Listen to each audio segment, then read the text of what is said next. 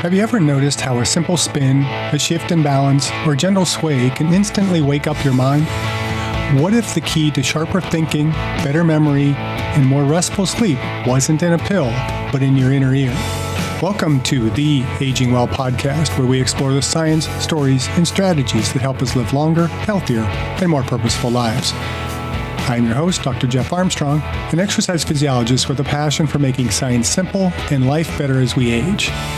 Today's guest is Sheila Thelen, President and Patent Holder of Vestibular Training Services, LLC. Sheila is a nationally and internationally recognized master figure skating coach and a highly sought-after presenter at conferences and events around the globe. Through her innovative work in vestibular training, she's helped thousands of athletes, students, and rehabilitation clients improve not just their balance, but their cognitive performance, spatial awareness, and overall well-being. Sheila's work challenges us to rethink the way movement shapes the mind and how spinning, alignment, and brain symmetry can play a transformative role in aging well. Well, Sheila, welcome to the Aging Well podcast. For our listeners who may not be familiar, can you explain what the vestibular system is and why it matters as we age, and why are you so interested in it? Hi, thanks so much, Jeff. I'm so honored to be here. And you know what? I'm obsessed, to use the word correctly. So I talk about all the time of the education within our company. That, you know, as a community, we all learned about calories and carbs and how many steps we needed. Well, now it's time to learn about the vestibular system. So what it is, it's in the insides of your ears. There's one on each side. This is blown up, by the way. This is huge compared to what it really is. So here's like my eardrum. My eardrum rolls into my vestibular, and then my vestibular rolls out into the cochlea, which you'll see kids with like a cochlea implant that are deaf. So the vestibular system manages 25 major systems within your body. Although the four we talk about are balance, cognitive, spatial, and sleep. So those are the four we really focus on. And that's where we're seeing the real changes with our clients, is in one of those four systems. Sometimes all of them, and it kind of depends on where the person's at neurologically and with their health, will really decide that. But within the vestibular system are these three semicircular canals. And on the inside is like a gooey gel. It's like really gooey. On the outside are what they call crystals. So you'll hear people say, oh, yeah, I got crystal problems. But imagine those little crystals that belong in the outside that'll sometimes fall into the canal. And especially like in people that are like in Humvees, car accidents, horseback riding, jogging, like those crystals, fall into the canals. And the problem is then the data isn't moving through nice and smoothly. It's kind of having to go through a whole bunch of traffic and parked cars on the freeway. And so the data just doesn't move through nicely. So in our company, we spin you, which sounds crazy. Okay. I know it sounds absolutely crazy in a very NASA sense. And we have slow turning, we have faster turning, and we have insanity turning, especially in kids. Like the kids can do it where the adults can't. Okay. So what we do is we spin you gently and throw in some centrifugal force in there, which, it kind of helps move some of those crystals out of the way. The data moves through better. But where we see ridiculous changes, of course, we're showing it in brain scans, but we're showing it in balance. So I do a ton of pre and post testing in balance. So now that leads us to the story of fall prevention. So we work with everyone with the brain, but in our aging community, boy, what a difference in not falling. And that balance is better, which just leads to a whole arsenal of improvements for people. Yeah, actually, I turned down a physiotherapist that wanted to be on the podcast to talk about teaching people how to fall as they age. It's like, well, we're really more about teaching people how not to fall, because if we can prevent the fall, you don't have to worry about how you fall. And so what sparked your interest in the vestibular system and vestibular training? So I'm a long story in the fact that I'm a master figure skating coach. And so I've coached skating for like 35 years. It's just been my whole life. And I've worked with everything from beginner, tiny little young skaters all the way through Olympians and world champions. And I've just worked the entire gamut. I kind of call it trench warfare coaching. Like I've been in the trenches for years, but I've owned the harness company, so like my harness in the background. So I've been teaching spinning for decades. But my story really starts 10 years ago, because really my company is about 30 years old. So my skating harness company, I've been doing that forever. But 10 years ago, I was speaking at an event in Lake Placid. And so I'm in Placid, and I'll be honest, adult beverages back at the bar, like where business gets done. And the coach next to me says, I have a problem with dizzy athletes. And I looked at him like, why? That's so, what? No. Figure skaters never get dizzy. We can spin them like crazy and they don't get dizzy. So I thought that was weird. So that started like the big red light going off in my head. And for decades, we talked about figure skaters are smart and, they're really different than other athletes. Like I have eighth graders taking college trig. Like the group is really, if you look at even beginning figure skaters, they're a very serious group of athletes in a different way than other sports.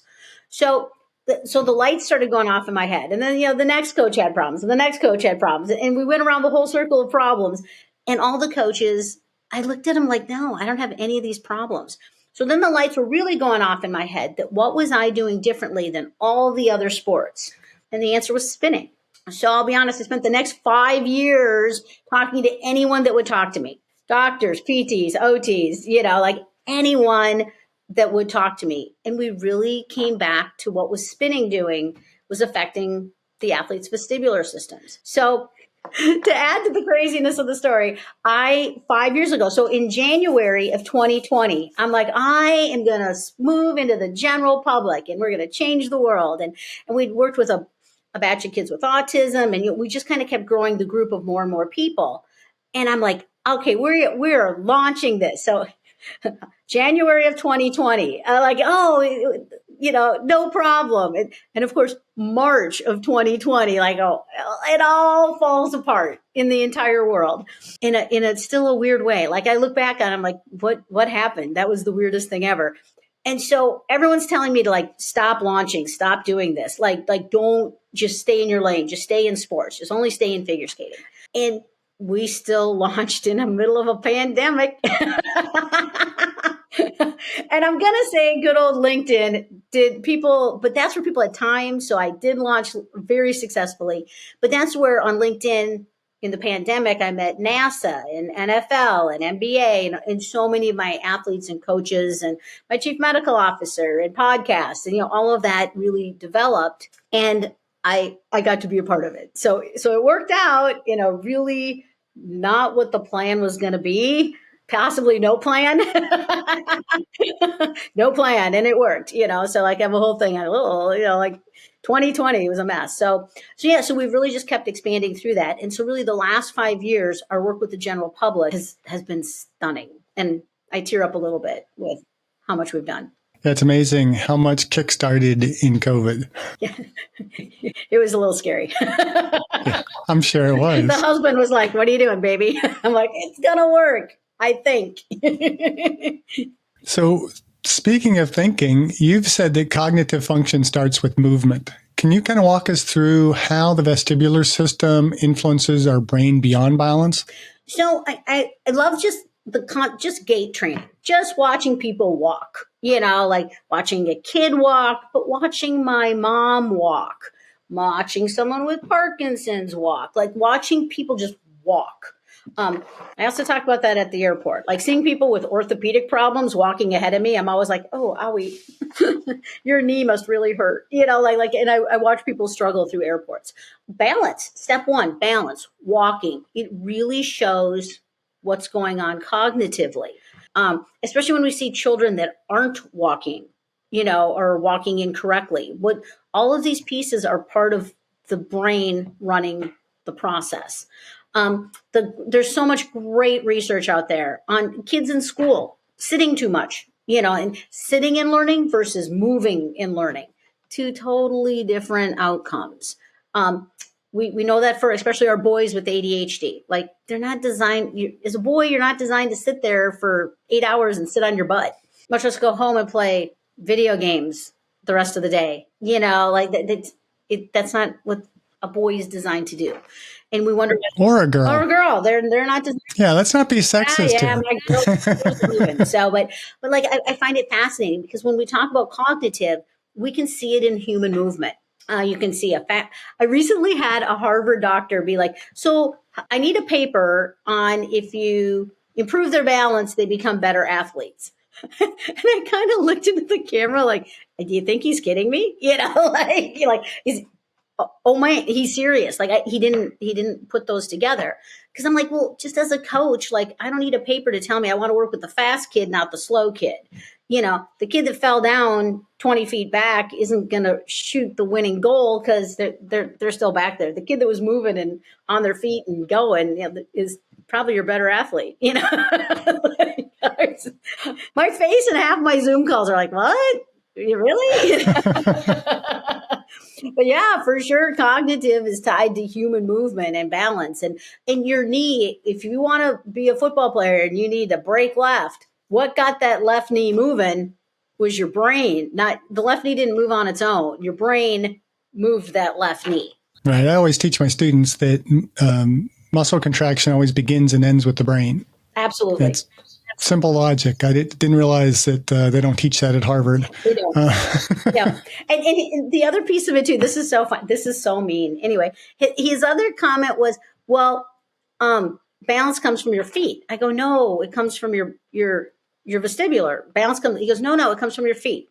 He goes, I need a paper to prove that. I'm like, I can do that without a paper. If I cut your head off, you can't balance. Okay. Yet I can cut your foot off and you could still balance. It's not going to be fun, but you can do it. Okay. And I could cut your other foot off. Still not fun, but you can balance. It's not going to be great, but you can do it. No, it's your inner ears, like vestibular. There's been 50,000 papers written on vestibular that have already been published. Sir, how many more do you need?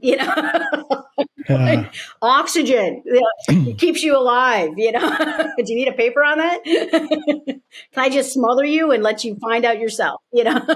I mean, cover your mouth and nose while I get that paper, and we'll see how fast you learn. I know, but like I have a whole thing on like, yes, there's so many academic papers that I truly do think are important, but there are a whole bunch that I'm like, duh. That's mean. Okay, but duh. Oh boy. A little mean. Sorry. No, I'm the same way. It's just, I'm actually finding as a professor that it's much more about teaching common sense. It's like, here's the basic physiology, and you should be able to figure out the rest. Exercise physiology is pretty easy. I'm just giving you the tools to be able to look at and say, okay, well, that makes sense, so it's probably okay. That doesn't make sense, so it's not okay. Right. But yeah, I had 50,000 papers. Go dig up PubMed.gov, vestibular.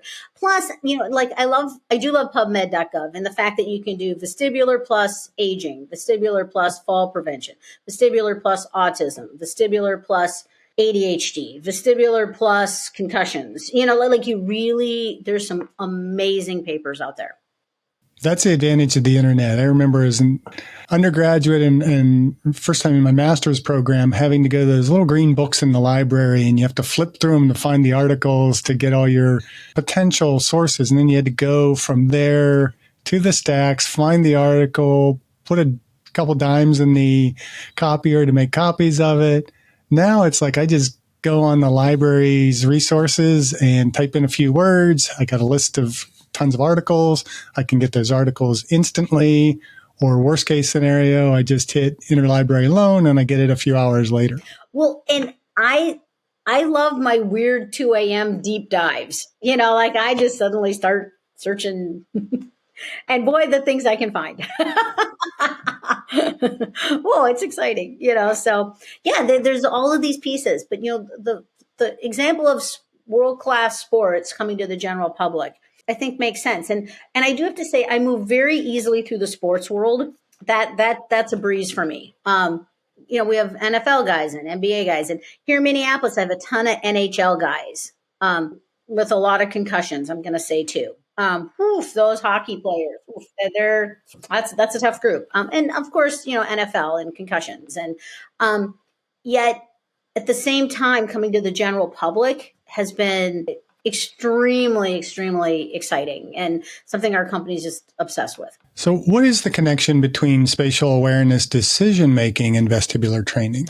Because that's important in sport and in kind of the general population. Well, and I talk about my mom all the time.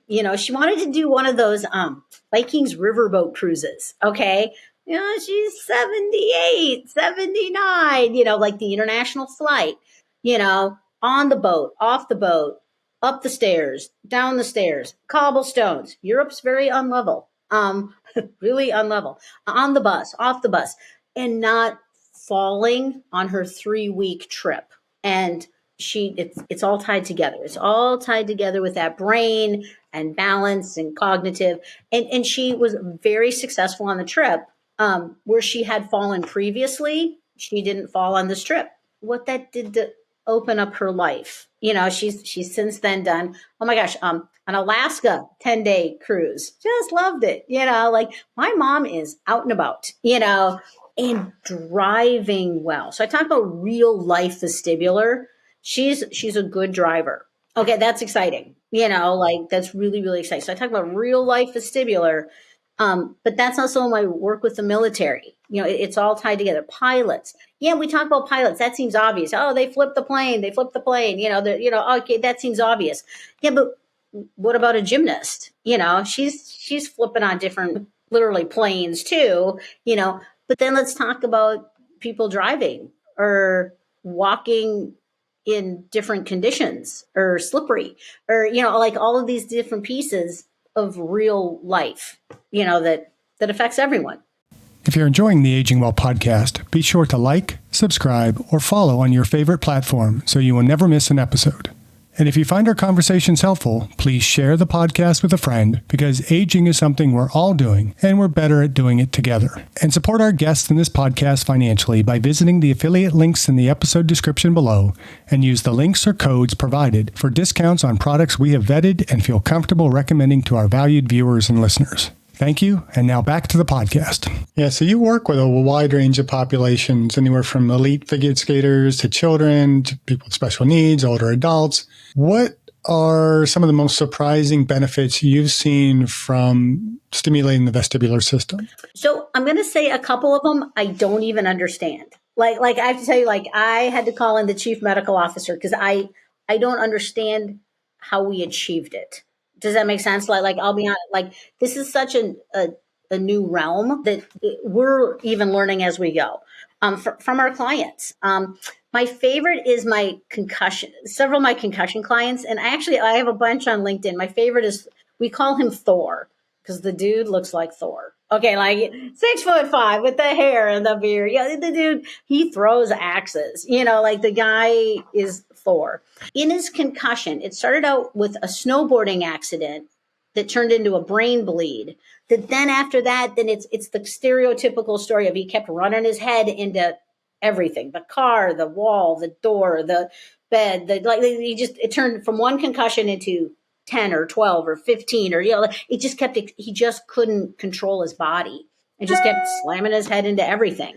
Started working with me and where he started, like I'm always fascinated. Where do we start? Where are we at 6 months later? And couldn't drive. His employees drove him to come work with me, couldn't handle light and sound, had to wear the glasses and the earmuffs like a kid, you know what I mean? Like at a concert, he didn't realize he'd lost his sense of humor. But in 6 months that comes back. He didn't even realize he lost it. He was so excited. He came into the training room one day.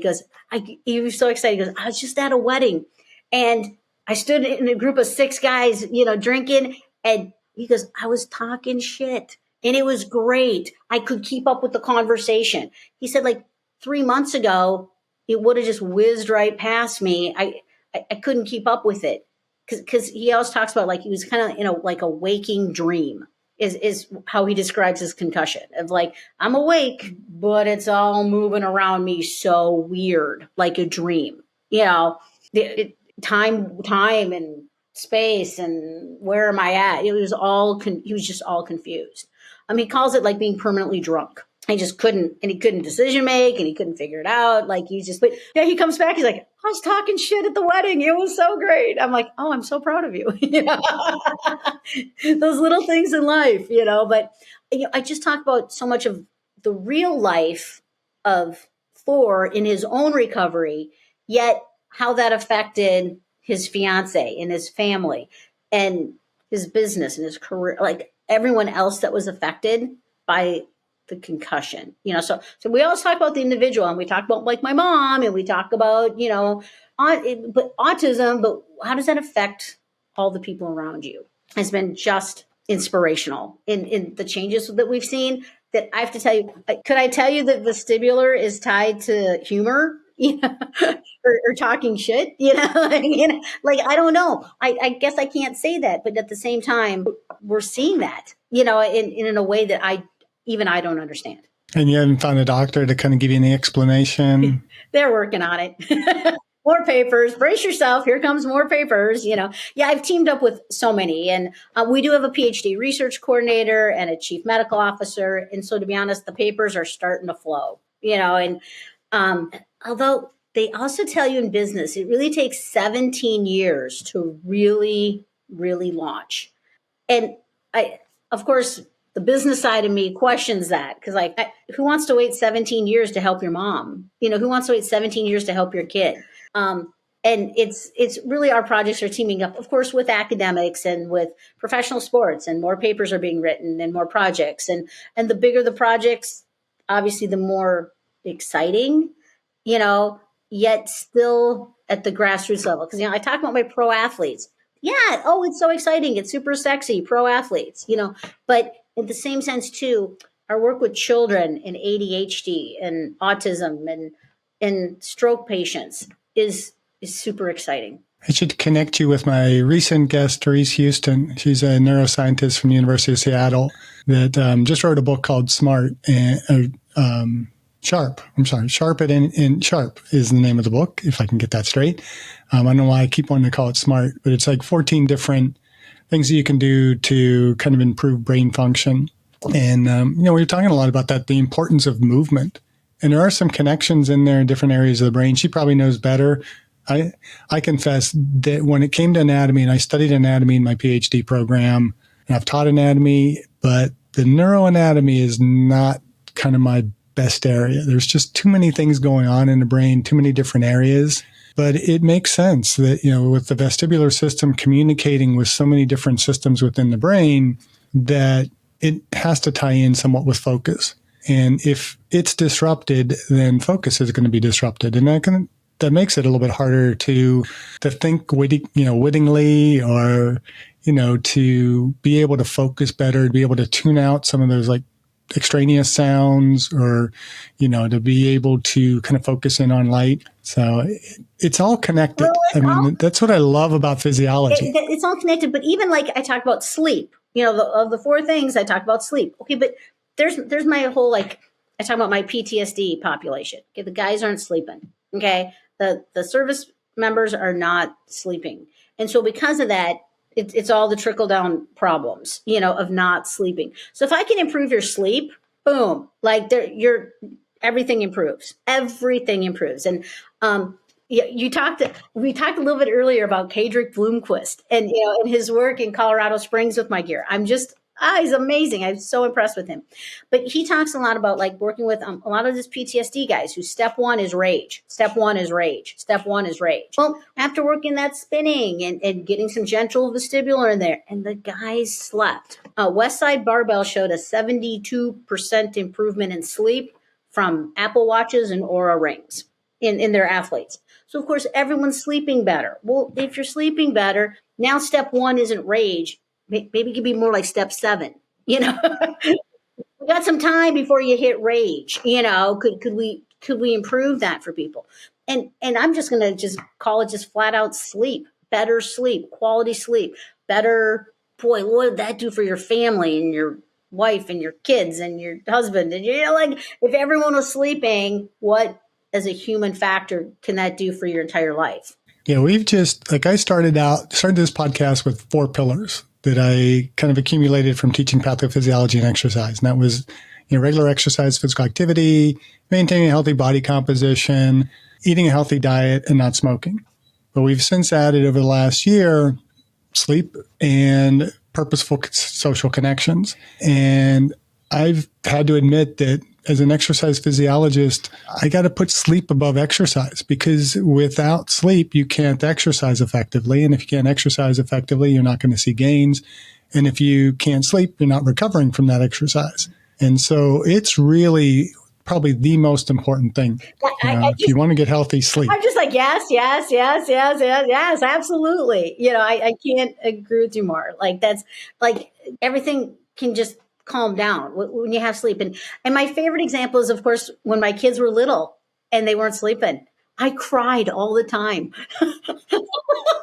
I cried all the time. I was the insane mom, like I really was.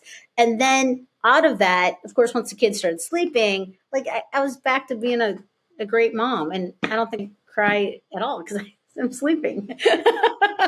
I can handle it, it's been great. So yeah, I look at all these pieces that have all the, I think of the old thought of like, oh, I'll sleep when I'm dead, and like all of these.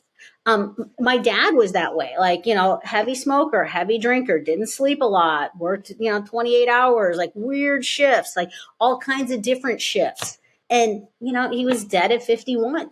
I'm just going to say, like, and we weren't shocked by that as a family, like we, that just seems obvious, It's okay. We call it our duh factor in the company. Like, duh, like what? Gary's dead. Yeah, well, duh, look what he did. Look how he lived, like it just makes total sense. And the interesting thing about all this is, we knew very young at a very young age how important spinning is. I mean, how many of us in our childhood, I mean, you don't see it as much now, but you had the little merry-go-rounds at the playgrounds, and kids would, challenge one another, take a bat and spin around the bat and do all these spinning things, get each other dizzy, and then just laugh and have a great old time with it. So let's talk a little about spinning. Why is spinning so powerful for the brain? Okay, I as a kid have vivid memories of Joey Edlund, like pushing us on that big merry-go-round, flying off of it. You learned physics at a young age of like if you stood in the middle,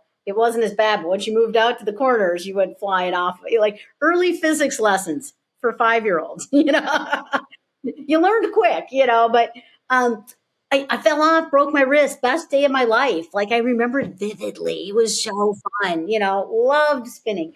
I remember the concept of spinning and turning. I have just this one cute anecdotal thing. One of my athletes, she's 7. She super cute, kind of a dyslexic, struggling kid, and we really pushed her to move in this counterclockwise motion. Okay. And this is a whole nother discussion of ear dominance. Okay. So when we checked it very unscientifically of lean in, I got a secret. Which ear would the kid lean in with? And to be honest, my dyslexics, my struggling kids, my kids in reading programs, all leaned in with their left ear. So my kids that weren't struggling all leaned in with their right ears. So what we did is we started forcing them to all rotate counterclockwise in my gear, trying to get that right ear dominance for the balance and the axis of the rotation. Okay. So they're not bouncing all over the room. They're staying with that right ear. So this cute little girl, struggling kid, comes back to me a year later. Okay, not struggling, had really moved up in her class, was out of her reading programs, becoming a really good athlete. So like all these huge improvements on this little girl. She comes in one day and she goes, I know why spinning works. I'm like, hit me. You're 8. Give it to me, sister. Like enlighten us. And her answer was, and it was so cute. She goes, everything spins. She goes, the universe spins. The earth spins around the sun. We're spinning right now on this planet and you don't even realize it. She goes, our blood spins. The smallest atom spins. Everything spins. So when we spin, we become part of our world and our universe. I'm going to be like, what wow, wisdom. I raise brilliant children, really brilliant children, so, but like, I took a moment to be like, oh my gosh, honey, you are like a baby genius, because she looked at it in a way that the rest of us hadn't. Like spinning is part of our world. We're on a spinning planet right now. How do you feel about that? Like, could you spin with it?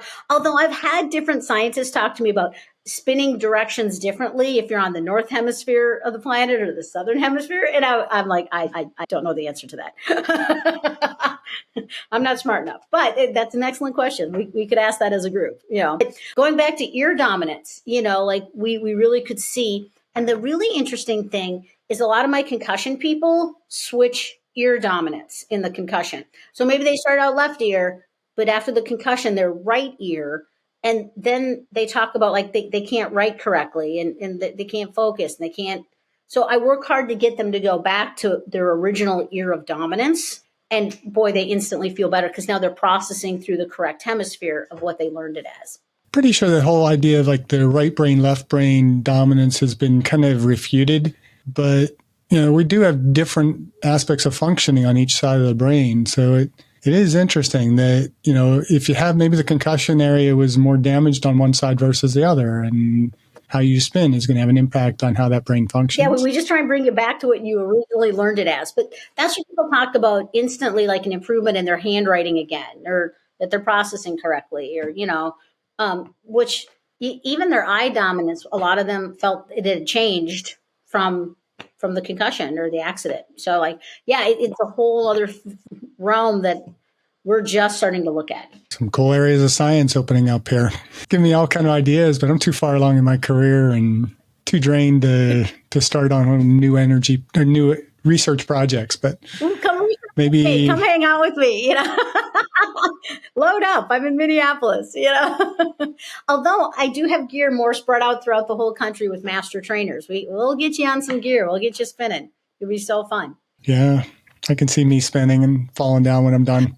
So you'll laugh. So like people, of course, assume it's a feeling of like vertigo, like, oh no, I'll throw up. And of course, when I post my really fast videos, all you get is vomit, like emojis down it, like I get it. But the kids can do that. But of course, for the adults, a lot of times we just start with one spin, then we go, it's just a set of 3 quiet 1-turn spins. And that's it. That's where you start. Just like you would in any form of physical training. Like we're not going to start with a 300-pound bench press. You're just going to die. So like we start with the bar and we work on technique and we start adding weight, just like you would in any other physical training. Same thing with vestibular. We start slow and we just slowly work our way up. And it's not a feeling of vertigo. It's a feeling of like alertness, like snap, like you can feel it sounds crazy, but you can feel your brain. So you spin with us, we stop the gear, and I get the same look from everybody. If they kind of stop and go, yeah. Okay, but you can see their brain like come back online. It's fascinating, and in a lot of my videos, I kind of stop and wait for that so you can see it in the video, where the kids immediately are like not dizzy. Like I've trained it out of them, yet the adults still, you can watch them like feel their brain and you can feel that snap. And the one interesting one too, I get a lot from my pro athletes is, did you change the lighting in here? Because I think they've gotten some tunnel vision. And we opened up some of those peripherals. And a lot of even my concussion kids are like, I didn't realize the training room was this big. I'm like, okay, honey, we didn't change the size of the room, baby. And they're like, oh, wow, it's really big and it's really bright. I'm like, okay, kid. It's always fascinating, in the training room. So, but those little pieces of like, it's not a feeling of I'm going to puke. And that's my thing too. The whole goal of all trainers is to get you up to activation and not vomit. You think of that one coach that made you puke as a kid, still don't like them. Like, they're a terrible coach, because that's not the goal, is vomit. The goal is activation, and that's good enough. That's all I need. And that's what's kind of cool about this kind of training is that it does fit the model of progressive overload. Mm-hmm. Where you can gradually ramp it up and see more and more effects over time. And it's not an all or nothing kind of thing. No, you just start gently and work your way up. And people really do. And weirdly, the results for us seem to last about 3 days. So most of my clients come in once or twice a week. Good enough. They come in, they spin, they leave. 5 minutes, they're in, they're out. In the same sense, my athletes do it 7 days a week. And I coach a batch of kids from the Ukraine that moved here. And they were Russian trained athletes, but moved to Minneapolis train with us. And they told me that back in Russia, they were doing vestibular, really hard spinning stuff 3 times a day. So I'm not alone in figuring out vestibular. The Russians have figured it out too. Go Russia. But they're doing it 3 times a day. We're doing it once a day, which is different to see. But the interesting part is in the physio world too, is we're really similar to physio in the fact that it really sticks at the 6 to 8 week mark. So when at 6 to 8 weeks, like whether you're rehabbing a knee or a hip or about 6 to 8 weeks is kind of that magic number where you're really starting to see the success. And we're kind of at the same point. But at that point, when I give you the option to do less, I'm like, oh, you're doing great. It's been 6 to 8 weeks. It's really sticking. I can't get you as dizzy anymore. Let's get you. Let's do less. People are all like, no, I'm good. I'll see you I'll see you Tuesday. I'll see you Thursday. When they're given a chance to do less, all my clients decline. They still like doing it and they want to keep doing it. So I find that's so interesting that they love it. So they don't quit doing it. I wonder how far you can take them, because I just kind of imagining some of those movies I've seen of, the NASA training the astronauts and the amount of spinning that they do. Well, I'll be honest, my figure skaters are okay. And I'll be honest. So I worked with some special forces guys. Okay. Like I've worked with some Marines and some SEALs, and I've worked with all of them. And I have some 8-year-old girls that can beat every single guy, every single SEAL I've worked with. Now, I'm going to say, too, there's also mass. Okay. At some point, there's mass. So, like, the girls are tinier and the guys are just bigger. And so their mass spins slower, just saying. But I have some kids that can just burn it down. They're so good. Even I'm impressed. I'm like, wow, this little girl's so good, But it's training. Well, step one, how do you get good at anything? Training. How do you get good at reading? You read. How do you get good at tennis? You play tennis. Like reading won't make you good at tennis. You got to go do it, because as humans, and my other favorite question I get all the time is, can I do it once and never do it again? And I'm like, can I go for a jog and lose 100 pounds? You know what I mean? Like, can I do something once and never do it again and benefit from it? And I'm like, are you a human? That's not really how humans work. It's really not how humans work. If we can find that magic pill in exercise science that, you can do it once and hold on to it forever, then we'd be billionaires. I know, but there's also a delusion to that, like human delusion, yeah. Yeah, this figure skaters just amaze me how they can spin like they do and then stop that spin and then just start skating. It's like, I know, but how do you do that without just puking? And different, and that's what we can train to apply to everybody else. So if you really look at a figure skater, and I also talk about like standing even at like ice level and watch a really good figure skater. You can't even get to their starting position, you can't even skate there, like you watch public skating and you're like, oh, this is how people die. Where these athletes that we're working with are doing extraordinary things. And my favorite example of the sport of figure skating, wait, I got to do this one just because you'll love this. So they're in 0.72 seconds. And they said, even the biomechanics guys said, it's impossible. Quad axle. Okay, to go from your left foot to your right foot, switch feet in midair, jump it yourself, 0.72 in midair, and to turn 4 1/4 turns. Ready? Take off, land. And you turn 4 1/4 turns. Could you have done that? Okay, like it's crazy what they're doing. And the fascinating part is they said it was totally impossible. We've got 2 kids doing it right now in the world. Okay, only 2 in the world, but they're doing it, and they're doing it consistently in 0.72 seconds. Like the sport has completely changed. We always talk about like Dorothy Hamill. She wouldn't even qualify at the state level anymore. I mean, we had 8-year-olds that could beat her. The sport has completely changed. But how did the sport change? And the answer is these kids all grew up on harness systems and really learned to rotate younger and faster at younger ages. And now, look at what the whole sport's doing. Like we got quadruple jumps from men and women all over the world. But those kids grew up in harness systems exactly like mine. I can barely skate. I can't play tennis, I'll be honest. The ball, I'm like, oh yeah. I used to manage a personal training facility for Allison Taglianetti. Her husband at the time was Pete Taglianetti, played for the Penguins. And I ran into her and her twins and her older son at the skating rink. And she was laughing at me so hard. She's like, my 3-year-olds can skate better than you. I coached, Yep. this is so funny. I coached Herb Brooks from Miracle on Ice, the head coach, Herb Brooks' grandchildren here in Minneapolis. Oh, wow. And at 2.5, 3 years old, the boys were good at crossovers. At 3, like they were doing forward and backward crossovers at 3. Brilliant. I'm glad you said you coached his grandchildren, not him. This is like, I didn't think you were that old. I coached Herb Brooks' grandchildren. Yeah, Kelly's kids. Mm-hmm.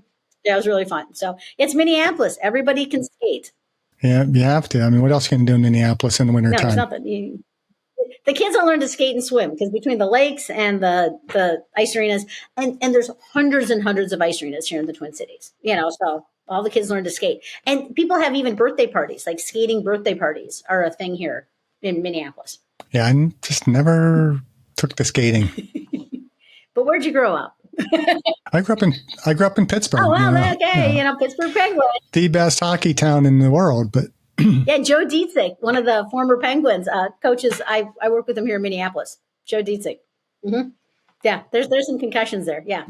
Yeah, I'm sure. We better not get down the hockey road. Yeah, here. there's a discussion there. I may not be a good hockey player, but I'm a big hockey fan. Mm-hmm. So now we're here. All right, let's get back to kind of the science of this. You talk a lot about like the Romberg, if I'm pronouncing that correctly, test. That's a classic test in assessing postural control. What is this and how does it connect to your work? So the one, to be honest, I use the most is my favorite, the modified CAT SIB.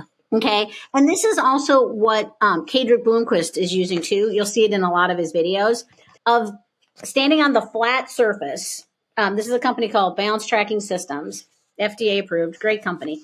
20-second size open, 20-second size closed. Then you add the foam for the unstable surface and the sensory part. 20-second size open, 20-second size closed. And we do a pre-test, and then you spin for 5 minutes, and then there's your post-test. And it's fascinating because it also then looks at how did you move? What do your ellipses look like of the human movement? And so we do this test all the time. And we've used several companies. And I'll be honest, we love to pre and post test on all different types of things. So we've also pre and post tested on even like NeuroTracker. Huge fan of NeuroTracker. So it's the moving ball game. You got to keep track of the balls, and the balls speed up as you speed up, and the balls slow down as you slow down. Okay. So we'll pre-test NeuroTracker, go spin with me, come back and retest, and your score goes up because your brain's just firing better. So same thing at like the Zoo Sports from Interactive, like they're a smack board, or like SmartFit, really great companies, 2 great companies that you do reactionary testing, you spin with me, you retest, your score goes up. It's stunning. But the balance tracker is our favorite. We've also teamed up with NeuroCatch. So I'm a hand talker, like, NeuroCatch and moving balls. But NeuroCatch is a great brain scan company. It's about a 6.5 minute brain scan. Same thing, pre-test with the brain scan, spin with me, retest. And that's where I'm going to take just a second to tear up a little bit in people's improvements, especially in groups that I wouldn't think could get better, got better. And so my 3 great examples, and I'm happy to send you the data, is really exciting. I have some data. I have data for you from NeuroCatch, is that the lady that had strokes and concussions only improved 100% in her brain speed, okay, and used less electrical energy to do it, okay, in the post-test. So she sped up by 100%. The lady with early onset Alzheimer's improved 400%. I'm like, how is this even possible? And my gentleman with special needs, adult gentleman, his left hemisphere was inactive in the pre-test, and in the post-test, it came up to speed and talked to his right. So left and right were communicating where it was inactive in the pre-test, all from just some gentle spinning. And so So we always keep going back to like, how can you test this? How can you prove it? And I feel like in the olden days, you'd call it like woo woo, like, oh, this is woo woo. Okay, but we can prove that now because there's so many great ways to test things now with other scientific groups. So like, how did we show balance improvements? Balance tracking systems. How do we show cognitive? Brain scans, pre and post test. I got to go back. Thor, my concussion guy who I talk about all the time, tested normal in his pre-test after 6 months of working with me. So 6 months of working with me once a week, going from I can't drive, I can't handle light, I can't handle sound, I don't have a sense of humor, like that whole story. He tested normal in the pre-test to the point Tanya Yardley over at NeuroCatch said, "Are you sure he's had concussions?" Gonna be like, oh yeah, we're positive he's had concussions. We're positive, So like these, so we can test on NeuroCatch for brain scans. Spatial's a little harder to prove. Okay, but people talk about the light, they talk about the sound, they talk about the driving. So I talk about driving skills is where we can probably show that. But of course, then the fourth big one of sleep. Once again, Apple Watches and Oura Rings and people just dropping into that REM sleep faster. So is it testable? All of it's testable, which is where we can prove our products work. So I might need to do some spinning and don't necessarily have access to you.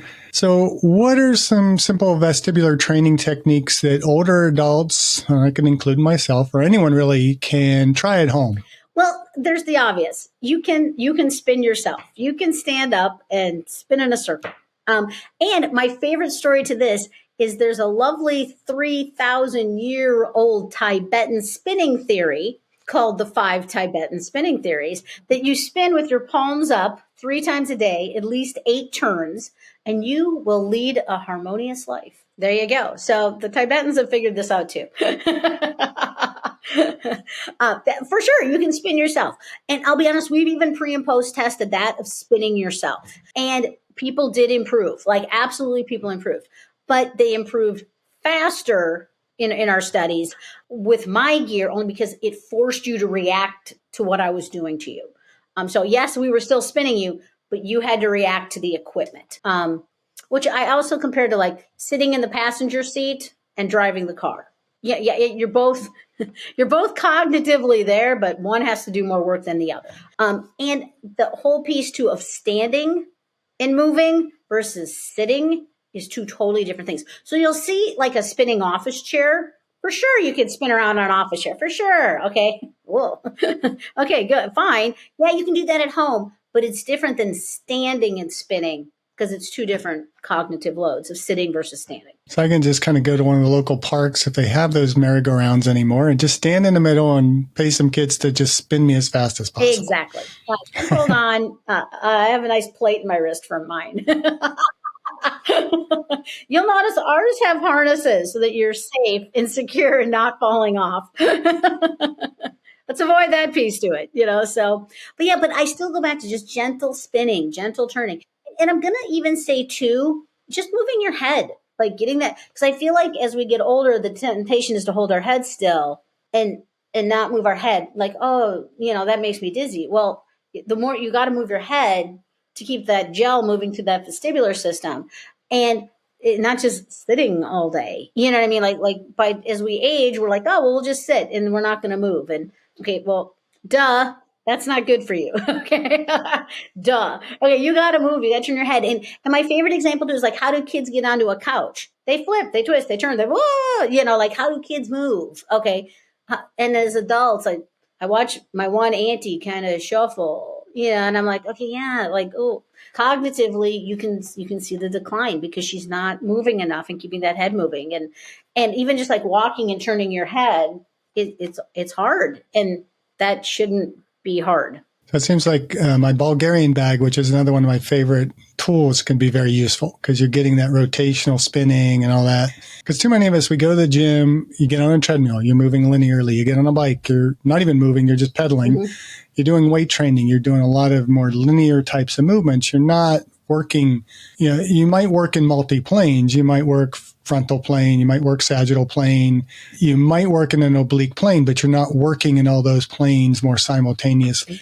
So as much as we can just simply get moving in multi-directions can have a benefit. Well, and Kadrick Bloomquist says it best. Like, I'm going to totally quote Kadrick Bloomquist. Like cardio is for your heart. Okay. Yeah. Treadmill for your heart. Okay. Vestibular for your brain, and I just think that's just a great way to say it. But, but it's moving. And I also talk about real movement.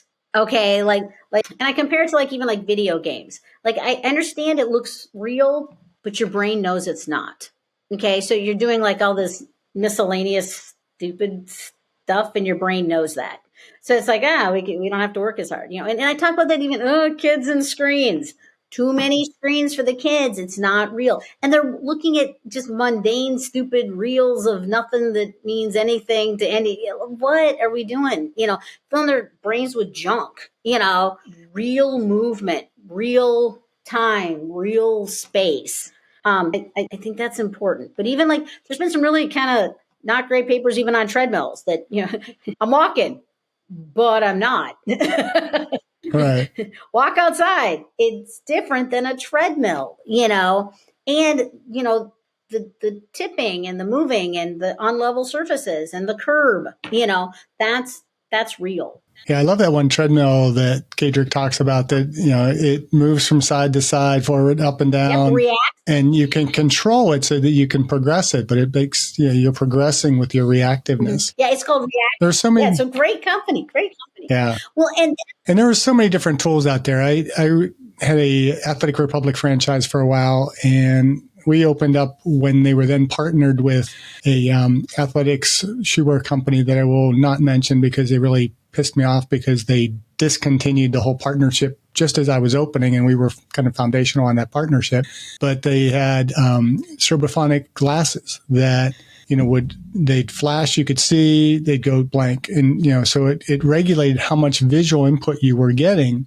And so that was a big part of our training, was working with athletes reactively and doing that. And it's one component of the many, many dimensions of the reactiveness in sport. But one of the phrases that I continue to teach, and this has been probably 12 years since I closed the facility, but I learned from Steve Swanson, who was our chief science officer and a brilliant biomechanist, brilliant guy. And he always talked about training the brain. And, as we are training with athletes and training non-athletes, it's always about training the brain. Everything begins and ends in the brain, whether it's our ability to maintain posture, balance, coordination, reaction time, contracting a muscle, strength, cardiovascular even, all of that begins and ends in the brain. Okay, so I'm going to let you in on a secret. I'm not supposed to say it, but I'm just going to say it. Don't tell anybody. Okay. Don't tell anybody. But we're teaming up with everyone. And that's really, in an industry that I think most industries fight, I'm working on bringing all these groups together. So, of course, I think my product's great. But I think when you team it up with other products, it's extraordinary as an industry of this whole neuroscience group coming forward. So we partnered with Lifetime Fitness. Okay, so we're talking about the body and the brain in the same location. So we're opening up at it's built. You can go see it. Come hang out with us in Minneapolis. It's at their flagship location in St. Louis Park, Minnesota. 13,000 members in the building and master trainers using the gear. And you can work out your body and your brain in the same location. But in that room is Reaxing, NeuroTracker, us, Balance Tracking Systems, Maverick. All of us are, wait a minute, did I say interactive? Anyway, Interactive Zoo Sport. Yeah, make sure I get the right companies here. We're all teaming up in the same room so that you can work out your body and your brain in the same location. And I have to take a second to talk about Bram, their CEO at Lifetime Fitness, came and trained with me. He's a busy man. He's got 190 locations. The guy is busy, works 24/7. And he came to train with me and he loved it, But he talks about as a child in Iran growing up, watching the whirling dervishes, that would spin, in the costumes, but they'd live forever. Like those old people live forever, but they spin hours. It's fascinating to see the whirling dervishes. So like these projects are teaming up all over, and we talk about our master trainers and where you can reach our gear. And we've teamed up with we talk about like one specialist can help 1,000 people with our gear. We have some guys down in Tampa at the Biooptimizational Institute, add oxygen too. So that they spin you, they have red light, they have oxygen. It's fascinating to see them apply our gear with their specialty. Yeah, I think the potentials are endless. And you've kind of described yourself as having huge theories about brain and spinning. What is one theory that you are most excited about right now? I think I can help everyone with a brain. If you have a brain, I think I can help you. I can help you in one of those 4 areas. And where those 4 areas are, what you need, your brain will figure out. But I think I can help every single person with a brain. Pretty powerful words, Thank but you. makes sense. But I'm obsessed. Like, and you can see that, and people talk about me all the time. I'm an overwhelming person, which is really funny because I'm super short. I look like a figure skating coach, but like I'm obsessed with children with ADHD and autism, and seeing all these changes that I can see and they can feel in how that affects that individual, much less their family. I'm just obsessed with. I can't stop talking about it to the point my family is so sick of me. I have a whole thing like my family is so sick of me. We'll be somewhere in a restaurant. People are like, so what do you do for a living? I'm like, oh, look what I get here. Look at these videos. And people are like, my family's like, but at the airport, at the post office, at the bank, I'm that person, so I'm a lot. But when I see how many people we can help, I just can't stop being obsessed. And that obsession has led to more than a couple patents. Tell us about some of your products you've developed and what inspired their creation. So I have a couple of patents. My first started out in figure skating. It was a bungee cord. Oh, I have one right here. Just happened to have one. In a briefcase. It's a bungee cord with a clip on it. I have a patent on this. Mm-hmm. It just ran out. It's been 20 years. But it would hook to your skate, and then the cord would go up to your hand, and then it would tie you together kind of like a puppet, and you had to move as a unit.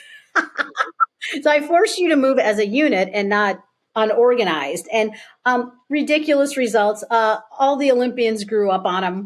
All the the little kids used them. I think they're a fabulous product. They were called Champion Cords. So this was my first run at business and patents, and my one uncle who told me I was stupid. You got to have those people in your life, and then we have a patent on our fly system of our harness with the electric spinner underneath it with a fly option. We have a patent on that with the U.S. that we just got only about a year ago. And then we have a patent pending on our rail system that you can hold on to, which is great for my aging population and my concussion people. So the fly option is where I love it for military, kids, firefighters, cops, chaos people, because it adds not only the vestibular, but the chaos training of flight. It's insanity. Like you can feel your brain. It's overwhelming to a lot of people. So that's kind of like phase 2. Phase 1 is just that rail system that you can hold on to. We can do a midline cross. We can do some eye tracking, some head movement, move the different canals. So we do have levels of skill that we can do for people. But we've even worked with amputees on it, like they've all adapted, and it's just been fascinating. But yeah, so we have 2 patents and then the patent pending. And I always joke my next husband could be a patent attorney, because then I can file more patents. There's a lot going on in my head. There's a whole bunch of ideas in here. I'm happy married. It's not happening soon. So in addition to spinning your brain literally and figuratively, what else are you doing personally to age well? So, because I've met so many people, I've met so many people in the industry, I'm applying more companies' products to mine, much less myself. So, of course, my own spinning, but I even am teaming up with a group called Neuronics, which is like a red light cap, and every morning while I have breakfast, I got 10 minutes of focus that I use red light therapy on my own brain. I love it. I think it's really fun. There's some other great companies that I've met along the way that I really think can tie in with mine, but I see how powerful they are all together.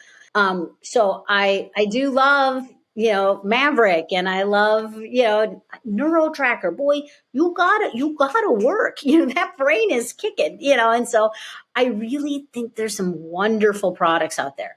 And there's some great apps out there, for, that are even, my favorite ones are real products that I have to really do.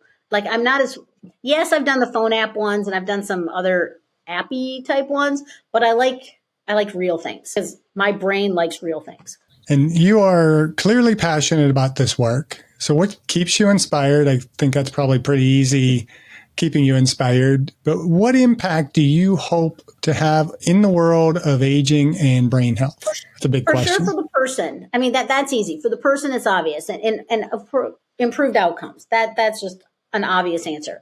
But I also talk about it for their families. If we can keep your mom from falling and breaking her hip and $80,000 later and 6 months in a nursing home and dying a horrible death, if we can avoid that, that changes everything for everyone.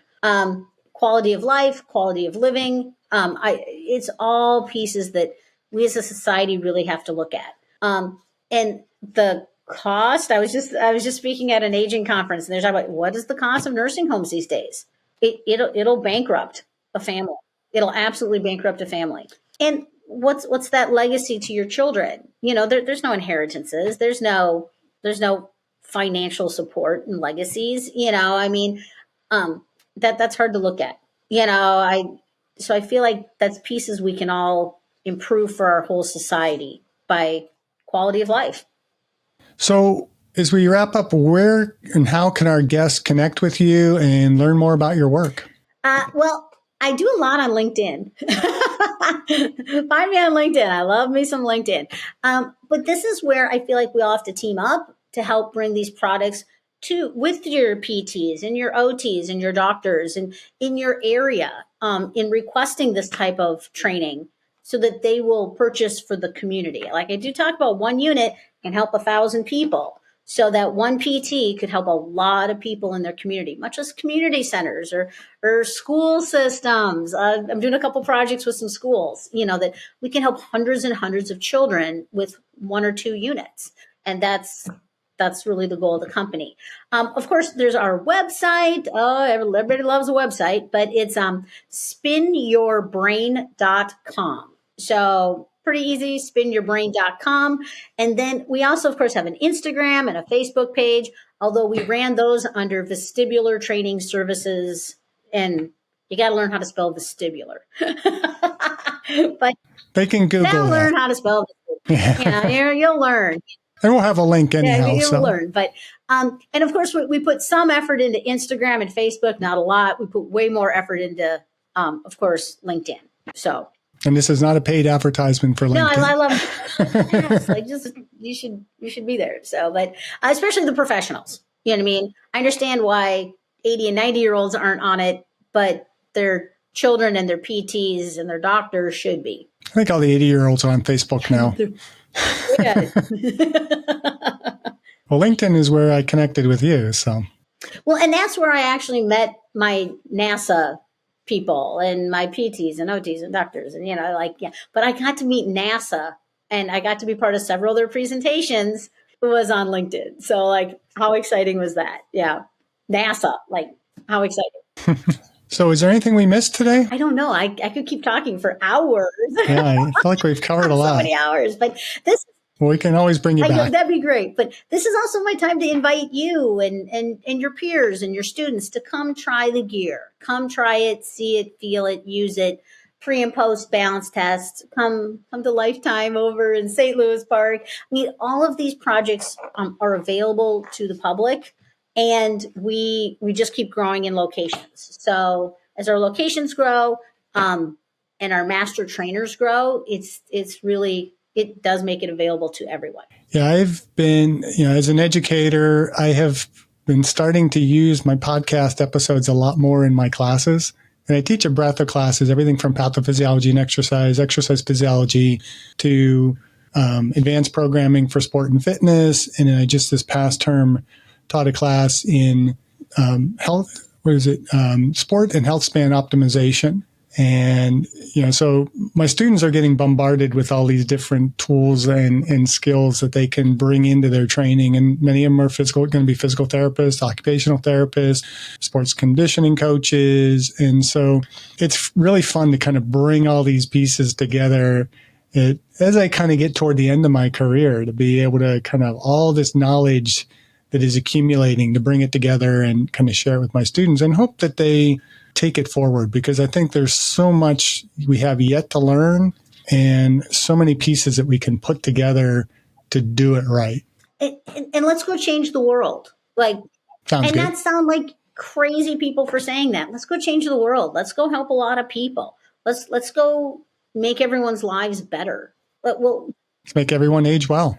So we haven't missed anything. We probably have, but I just want to thank you for coming on today. This has been a fascinating conversation.